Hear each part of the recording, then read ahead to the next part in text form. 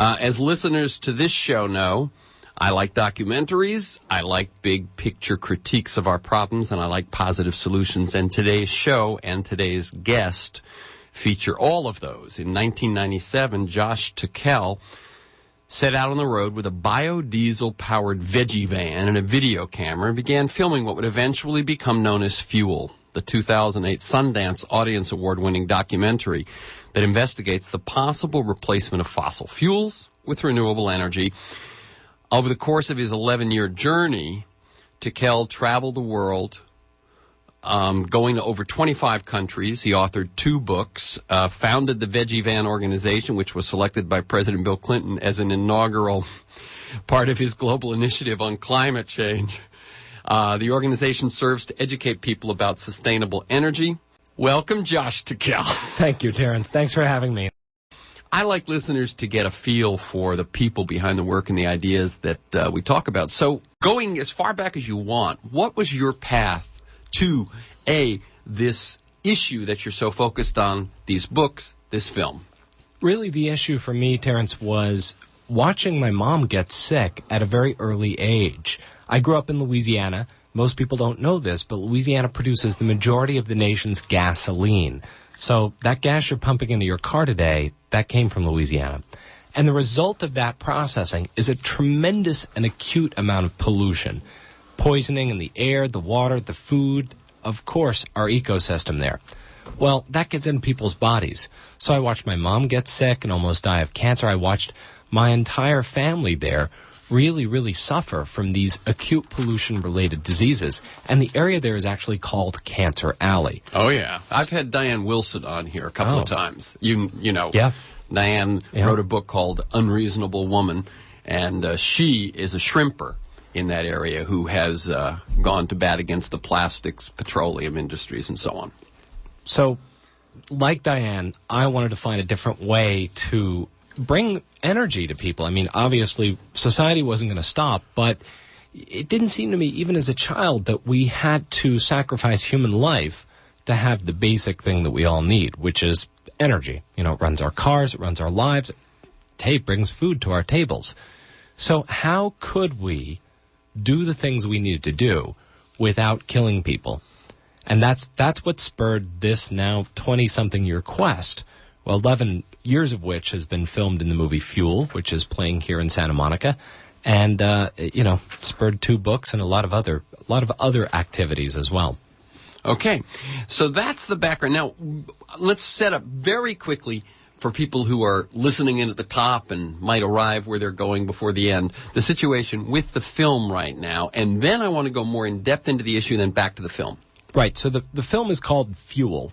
And it's really a film about green energy solutions to our economic crisis. It's actually playing in the movie theater here in Los Angeles, in Santa Monica. It's only in one theater. It's the AMC Broadway on the corner of Broadway and 3rd Street on the Promenade. Right. And, of course, this is a movie where, one reviewer in Texas said, this movie should never be played in a theater. And just to let you know, it was the #1 film on the Santa Monica Promenade for 3 weeks in a row. Really? Yeah, it's now in its 5th week. Congratulations. I saw it, I guess, the very opening night.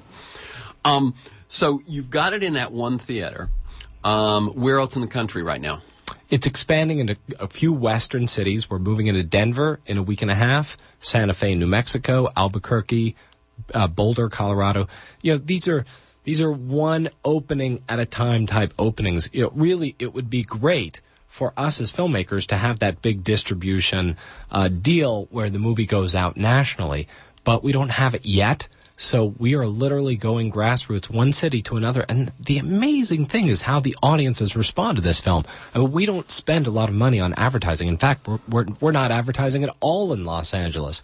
And yet, night after night, the theater is packed with people who heard it from their friends that they have to see this movie. People are actually even buying tickets for other people that they've never met to increase the diversity of our viewers. We're doing a student night screening on Thursday night at 7 p.m. at the theater, and already 139 tickets have been bought by strangers for students that they'll never meet. So can students just show up and someone might have bought them a ticket, or is it more organized than that? It's more organized to that. We're reaching out to some underprivileged kids who wouldn't otherwise get to see this movie. But people can go to the movie theater, they can go to the box office and buy tickets for that Thursday night screening so that a student or students can go see the movie. Excellent, excellent. And I know that you're using social media and blogging, and you're basically recreating to some extent what was so successful with that film, What the Bleep, 2 or 3 years ago, only they didn't even have access to some of the net, web, and social media things which you do. Right. And, of course, this is not a new age film, per se, like that one was. This is a film for everyone. It's not this is not a leftist manifesto. It's a movie about how we take America back by going green, by doing the thing we all want to do. And so let me now shift away from the film. So the film right now, the film is called Fuel. It won the Sundance Audience Award for documentaries, and it is playing in only one theater in L.A., but as you can hear from what Josh has said so far, it is up to theater goers and people who believe in promoting renewable energy to get this film, show that it's successful. As he says, it's been the number one grossing film on the Promenade, and that's up against some big competition with big advertising and marketing budgets, and then hopefully spread around the country, theater by theater by theater. And as the reason I mentioned What the Bleep is that they did it so well. They started from nothing, and they were on this show even before the film opened, and then spread it around the country and prove that you could make money this way if you could tap into a loyal audience. Now I want to shift. Middle section of the show is ask you 3 questions, and my guess is that you have answered all 3 of these enough that you'll be able to do me a brief set of answers. The first question is, how is America's transportation fuel system broken? What's the evidence? How can you make a statement like that? 2, how did it get broken? Why is it broken? What are the causes? And 3, what are the solutions? So first, how is our transportation fuel system broken?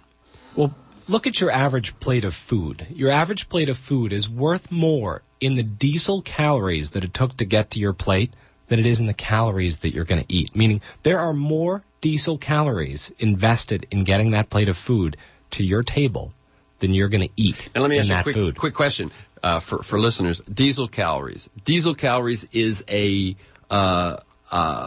term of... It's just a measurement of energy. And it doesn't mean it has to be diesel. No, it could be gasoline, could be... It's named diesel because it's named after diesel. Sure, right. Substituted for... So what you mean is energy calories that it took to the fuel that was spent to get that food to your table to transport is more than what you'll take in. Yeah, just to transport it. Well, I think the average distance at this point that a piece of food travels to get to an American is something like 1,300 miles. Yep. And one of the things I actually... saw Vandana Shiva speak last night. I'm sure you're aware of her work, and I will be interviewing her later this week for a future show. Wow. And she, of course, is pointing out that the system that got that 1,300 miles to get to your plate going is breaking down, and the future is going to be local, decentralized, and biofueled, perhaps. So the problem is the infrastructure that we have is designed to do things that we don't need that infrastructure to do. Meaning the average person in the U.S. travels about 14 miles a day. Well, you don't need an 8-cylinder vehicle to go 14 miles a day. You don't need 1,300 miles of diesel trucks and trains to make food appear on your table. And I go back to, people are talking about this economic crisis. Well, we have our entire society based on these 2 very simple but mythological concepts. And the first myth is that there's a limitless supply of resources. There's not. There's not a limitless supply of resources. That was a medieval concept that Adam Smith created so that we could have this endless economy of growth. Well, Adam Smith probably would have said, "Oh, I didn't mean that," because Adam Smith was much more nuanced than his name is taken out. I think what you have there is an economic assumption. Well, an economic assumption. An assumption that growth can be endless. That growth can be endless, that resources are unlimited, that people are rational. Right. And the assumption that growth can be limitless is based on the assumption that resources can be limitless. Now, the secondary myth is that energy is limited. So that is, of course, not true. We have a virtually limitless supply of energy from the sun. So we've structured the entire transportation infrastructure, the oil industry infrastructure, and really our economy based on these two myths. It's kind of like saying, look, the earth is flat, so you better stay close to home. You know, if you travel over there, you're going to fall off the edge. And that's exactly what we've done. And we've reached the edge of what our economy can do inside of these myths. And it's time to turn that around and say, no, the real economy, the natural capital economy, is based on very limited resources that can be recycled endlessly using virtually infinite energy. And inside of that, a whole systems approach, when you really take on nature and you say, okay, how does this actually work in the real world? You find it doesn't really make sense to use these gas guzzlers to go back and forth to work. It doesn't make sense to travel food such great distances because all of that can be done on a local scale. Okay, now we're getting into solutions. So the evidence that it's broken is that we waste energy in the way we do things. What else? The evidence it's broken is the American economy. The American economy. That is the number one piece of evidence. If you need evidence that our energy infrastructure is broken, look no further than the front page of the Wall Street Journal, USA Today, The Economist. We're living in a time when our economy can no longer support our activities. Okay. And the causes. Now, you said one of the causes, obviously, are these myths. But the causes go down. I mean, when you get into causes, culprits, history, it's a question of how did we get here? Right. So that we're reliant on an energy that has enormous negative effects, although it certainly fueled a phenomenal century. Yeah, it has fueled a phenomenal century. And I think that's something we failed to miss as well. Just like flat Earth mythology fueled a century of medieval tyranny. We now have had a century of rapid progress, industrial progress. We've built what we've built. We've built highways, we have cars, we have trains, we have locomotives, we've got airplanes. All of this wonderful technology has now been brought to us thanks to oil.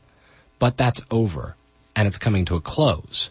So now we look at who are the culprits. Why did this system emerge rather than a whole systems approach where we were using infinite solar energy and building technology that is appropriate for what we want to accomplish with that technology? And it's very simple. We amalgamated our energy industries and our government about 100 years ago. Rockefeller was the first one to do it. He was very adept at doing it. And Roosevelt even came in and said, no, look, we have antitrust legislation. We're going to break this up. You cannot have corporations running the government. This is why we established the United States in the first place. To have separation of not just church and state, because remember, it was the church that controlled the money at the time. There was a real desire to separate money and state. Meaning that you as an individual, as a free-thinking individual, weren't going to be controlled by the same entity that was controlling your currency as was controlling your democratic process or your constitutional rights. Right. In other words, while you may, and of course things were different in the late 1700s, but you might depend on someone for your work or your living were you not a farmer. But your government would be a refuge from that. Government would be ideally a place where the citizenry had some sort of, if not equal, some sort of real power in the way things work. And what you're saying is that the reason we ended up with this system that we now are finding unraveling is because money controlled government, because the oil companies, the auto companies, etc., controlled government. Yeah, and in Fuel, there's a pivotal moment in the film about halfway through when Naomi Klein comes in the movie, and phenomenal writer, amazing thinker, incredible activist, and she is intertwined with Bobby Kennedy. and they have this very powerful conversation. But one of the things that Naomi says, which it was riveting when I interviewed her, and it's riveting on screen, is she says, people are concerned about the potential integration of the corporate and the state. She said, no, it is scarier than that. The corporate and the state have merged. And we now live in what is effectively a corporatocracy. And when you take it from that perspective, and instead of going, well, who killed the electric car? And, how was it George Bush that runs the country and that's why we have this oil control? It would be so easy to have one culprit, one person, one, target to say, this is the enemy, take that person out and it'll all be okay. That the fundamental matrix, like the fundamental fabric of the system, is in fact broken. It goes deeper than just what you drive or how you stick your fuel in your car or what kind of fuel you choose.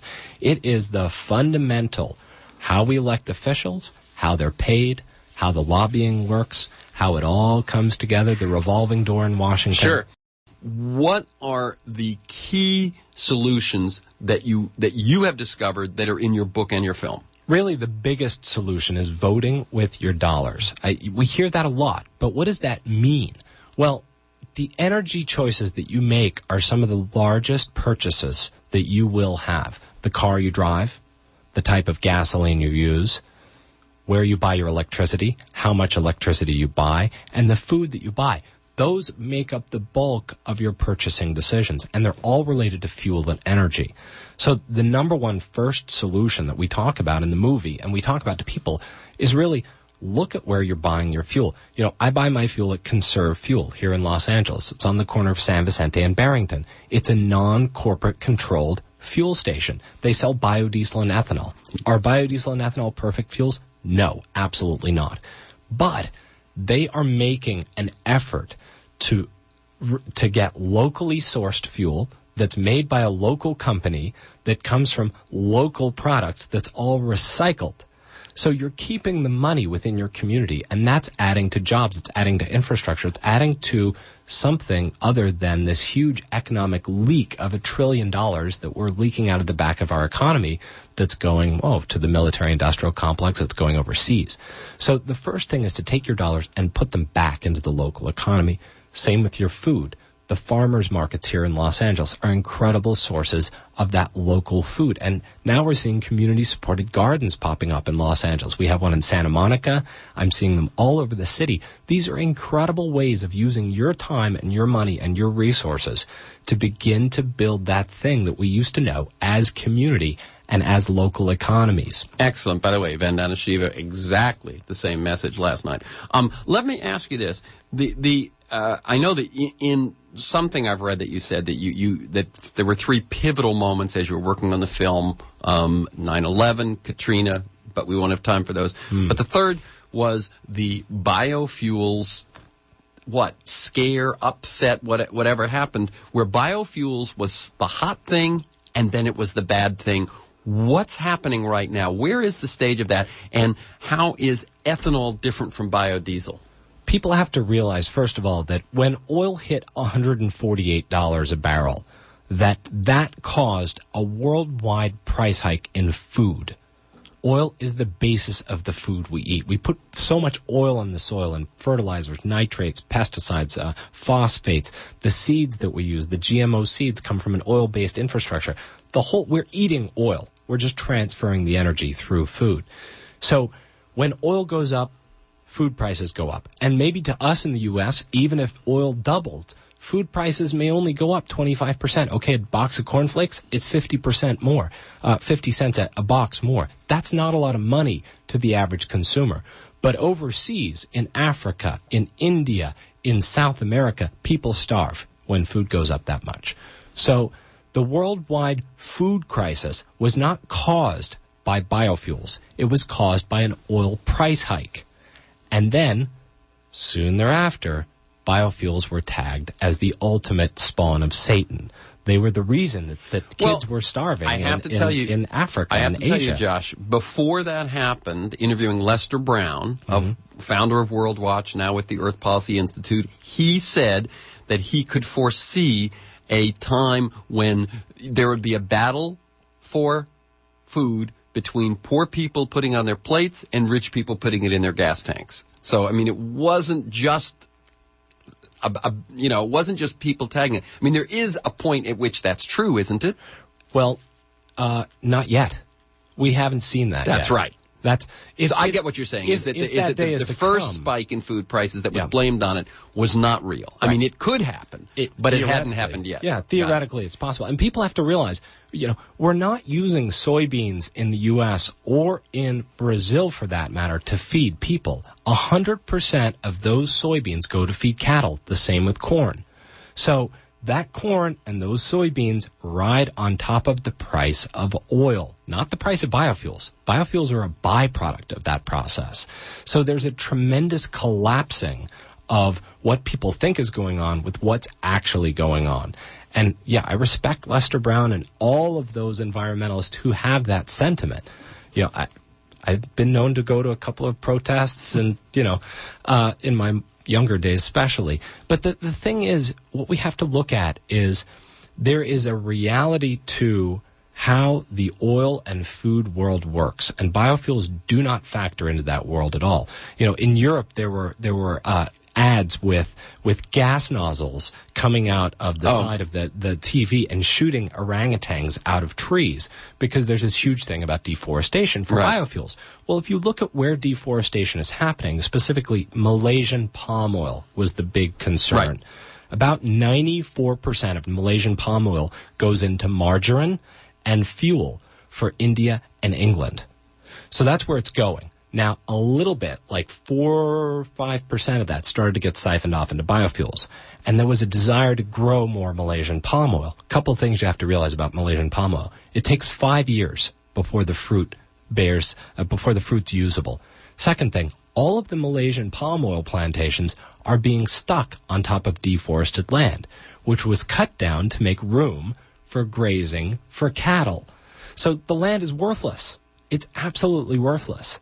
So here, there's a blame for deforestation from biofuels, when in reality, there's this huge chain of consumption that caused that deforestation 5-6 years ago. It's done. Right. So there's a lot of disconnect in terms of goodwill, good intention, bad information. One of the most exciting things I saw in your film, and I'll give you about a minute to talk about it, is the fuel from algae.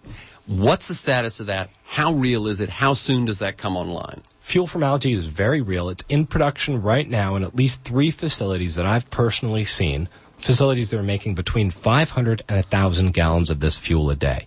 It is in a pilot phase, meaning there's benchtop, there's pilot, and then there's commercialization. So we're in the middle phase. That phase could last for another 5 years, or it could last for another 24 months. A lot of it depends on what's going to happen on those pilot projects, and it depends on the money that's being put on the table. Bill Gates just put $500 million into a company called Sapphire Energy, which makes fuel from algae. So we're starting to see large sums of money hit the table. It would be very nice to see a very large sum of money come out of the Obama administration for specifically earmarked for this out of that incentives package. Because, just like we put a man on the moon, that took a very large sum of money. Right. So this fuel from algae, your take on it, having looked at it so far, is that this could be a major solution. It will be a major solution. We're within a decade of seeing this in commercial scale facilities, thousands and thousands and thousands of gallons an hour. And the positive benefits are?